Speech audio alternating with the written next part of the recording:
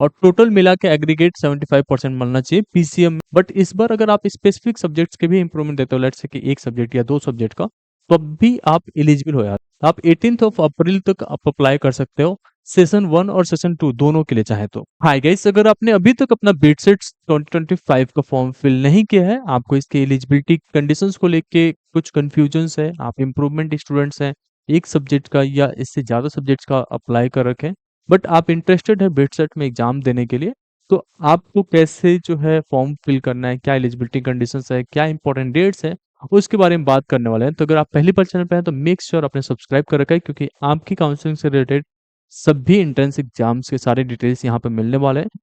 ठीक है, सबसे पहले बात करते हैं इसकी बेसिक एलिजिबिलिटी के बारे में, क्योंकि बिटसेट्स जो है बी फार्मा में भी एडमिशन लेता है, बी बीटेक के लिए भी लेता है, तो उसमें आपको क्या कंडीशंस रहते हैं। आपका 75% मार्क्स होने चाहिए, और 75% के साथ साथ आपको इंडिविजुअली 60% चाहिए सभी सब्जेक्ट्स में, फिजिक्स केमिस्ट्री हो, मैथ हो, बायोलॉजी हो, इसमें भी। और टोटल मिला के एग्रीगेट 75% मिलना चाहिए पीसीएम में या पीसीबी में।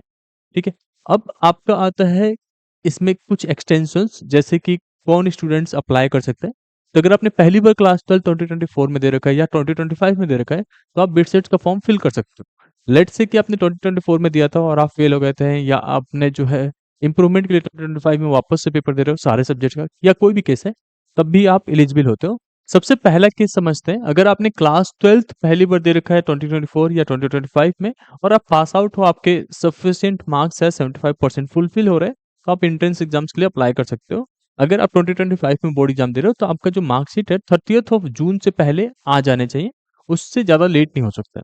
इन केस अगर आप इम्प्रूवमेंट अप्लाई करते हो, तो लास्ट ईयर जो इम्प्रूवमेंट का कंडीशन था उसमें ये था कि आपको सारे सब्जेक्ट से इम्प्रूवमेंट देना होता था। बट इस बार अगर आप स्पेसिफिक सब्जेक्ट्स के भी इम्प्रूवमेंट देते हो, लेट्स से कि एक सब्जेक्ट या दो सब्जेक्ट का, तो अब भी आप एलिजिबल हो जाते हो। लेट्स से कि अगर आपको फिजिक्स में आए थे 57 मार्क्स, बट चाहिए होते हैं ओवरऑल 60 मार्क्स, और आपके 75% हो रहे थे, तो आपने इम्प्रूवमेंट केवल फिजिक्स के लिए भी अप्लाई कर रहे हो, तो भी आप एलिजिबल बन जाते हो यहाँ पे। पहले क्या हुआ करता था कि आपको पांचों सब्जेक्ट्स का इम्प्रूवमेंट अप्लाई करना पड़ता है, इवन लास्ट ईयर तक। तो अगर आपका इम्प्रूवमेंट वाला केस है, 2024 में एग्जाम दिया था, 2025 में वापस से इम्प्रूवमेंट दे रहे हो एक या एक से अधिक सब्जेक्ट में, तो भी आप एंट्रेंस एग्जाम्स के लिए अप्लाई कर सकते हो। और इसमें एज अ पास आउट ही फिल करना पड़ता है इम्प्रूवमेंट स्टूडेंट्स के लिए। जो 2024 में अप्लाई किए थे वो भी as a pass out fill करेंगे। इस चीज को ध्यान में रख के करना है, अदरवाइज आपका जो है आगे जाके फॉर्म्स में करेक्शंस वगैरह में दिक्कत आने लगती है, एंड देन आपका जो भी आपने एप्लीकेशन फॉर्म अप्लाई कर रखते हो उसे रिजेक्ट कर दी जाती है। वैसे भी यहाँ पे फीस बहुत ज़्यादा हाई चार्ज होता है, तो इस चीज़ को अवॉइड करना है। ठीक है, फुल रिटेक अगर लेते हो, मतलब सारे सब्जेक्ट का वापस से पेपर देते हो, लेट्स से कि आपने 2024 में बोर्ड एग्जाम दिया था और आप पास तो हो गए थे बट सेटिस्फाइड नहीं हो, सारे सब्जेक्ट का वापस से पेपर दियो, तब भी आप कर सकते हो। अगर आपने 2024 में एग्जाम दिए थे, फेल हो गए थे, 2025 में वापस से सारे पेपर दे रहे हो, तो भी आप एलिजिबल हो। ठीक है, तो आपको बस कंडीशंस फॉलो करने हैं जो प्रीवियसली मैंने बताया, कि आपका 75% होना चाहिए, और साथ में 60% इंडिविजुअली होना चाहिए। इंग्लिश सब्जेक्ट भी इसमें मैंडेटरी रहता है। अब बात करते हैं कुछ इंपॉर्टेंट डेट्स के लिए। आपका जो एप्लीकेशन फॉर्म है वो स्टार्ट हो गया था जनवरी 21 से ही। ठीक है, और यहाँ पे जो डेडलाइन है अप्लाई करने का, क्योंकि इसमें जो है एक्सटेंशन बहुत ज़्यादा मिलता है, स्टूडेंट्स कम आते हैं, तो इसमें 2-3 मंथ तक आराम से फॉर्म चलते रहते हैं। तो आप 18 ऑफ अप्रैल तक आप अप्लाई कर सकते हो, सेशन 1 और सेशन 2 दोनों के लिए चाहे तो। आप सेशन 1 के लिए अप्लाई कर सकते हो, या दोनों सेशंस के लिए एक साथ ही अप्लाई कर सकते हो, अगर आप दोनों में अपीयर होना चाहते हो तो। उसकी वजह से अगर फॉर्म में कुछ रिवीजन करना है, कोई चीज़ लगता है आपने गलत कर दिया, तो 29 से लेके 1 मई तक आप उसे चेंजेस में डाल सकते हो। ठीक है, अब कहाँ पे आपका अलॉटमेंट होना है, कहाँ पे आपका एग्जाम्स होने वाला है, वो 30th ऑफ मई को पता चल जाता है। उसके बाद से 13th ऑफ मई से लेके 16th ऑफ मई के बीच में आपको मौका मिलता है अपना डेट, टेस्ट डेट और स्लॉट्स को चूज करने का, कि कब आप एग्जाम देना चाहते हो। और जो आपका एडमिट कार्ड है वो आप डाउनलोड कर पाते हो 23rd ऑफ मई को, और आपके एग्जाम 26 से लेके 30th ऑफ मई तक कंप्लीट हो जाता है। और ये आपका रिजल्ट जो है कुछ दिन बाद आ जाता है, जिससे कि आपको बिटसेट में एडमिशन मिलता है।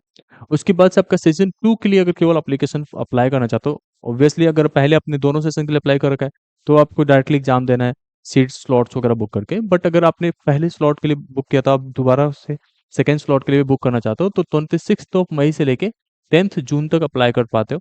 ठीक है? उसके बाद से अगर आपको लगता है कि आपने सेशन 2 के लिए अप्लाई किया, उस फॉर्म में कुछ गलती है, तो आप 13th ऑफ मई से लेके 14th ऑफ जून के बीच में चेंजेस कर सकते हो। ये हर साल होता है कि बच्चे जो हैं जनरल में अप्लाई कर देते हैं, बाद में ईडब्ल्यूएस सर्टिफिकेट बन जाता है, तो ईडब्ल्यूएस सर्टिफिकेट के लिए चेंजेस डाल सकते हैं। तो बट यहाँ पे तो डायरेक्टली कोई बेनिफिट नहीं है, बट जेईई मेंस वगैरह में ये सब चीज़ें बेनिफिशियल होता है। ठीक है? ये चीज़ें आपको पता चल गया। अब जो स्टूडेंट्स ने सेशन 2 के लिए अप्लाई किया था सेशन 1 के साथ भी, तो उनको भी एडिट करने के लिए फॉर्म्स मिल जाता है 13th से लेके 14th जून के बीच में। उसके बाद से आपका टेस्ट सेंटर अलॉटमेंट का टाइम मिल जाता है 16th ऑफ जून तक। उसके बाद से आप टेस्ट डेट और स्लॉट बुक कर पाते हो 16 से लेके 17th ऑफ जून के बीच में। आपका 20th जून को अपना हॉल टिकट डाउनलोड कर सकते हो एंड देन 22nd से लेके 26th जून तक आपका जो है वो एग्जाम्स हो जाता है, उसके बाद से आपका एडमिशन्स प्रोसेस शुरू हो जाता है। बिटसेट्स के वेबसाइट पे आप देखोगे तो आपको अवेयरनेस के बहुत सारे मैसेजेस आ जाते हैं। बहुत सारे काउंसलर जो हैं आपको बोलते हैं हम डायरेक्ट एडमिशन करा देंगे। ऑब्वियसली क्लास 12th के स्कोर के बेसिस पे एडमिशन्स मिलते हैं जिनके हायर परसेंटेज होते हैं, बट सबको नहीं मिलते। अगर आपने बिटसेट नहीं दिया है और आप क्वालिफाइड नहीं है तो एडमिशन नहीं मिलता। अगर आपके कम मार्क्स हैं और कोई काउंसलर बोल रहा है कि मैं करा दूंगा एडमिशन्स, तो आपको वहाँ पे बहुत ही अवेयर रहना है, क्योंकि बहुत सारे स्कैम्स वगैरह चलते रहते हैं, तो इस चीज़ को भी ध्यान रखना है, ठीक है? कुछ और इसके रिगार्डिंग पूछना है, कोई फॉर्म फिल करने में कोई प्रॉब्लम्स आ रहा है, तो आप हमें कमेंट सेक्शन में बता सकते हो। होप इन दैट आपको ये वीडियो पसंद आया होगा। Thank you so much.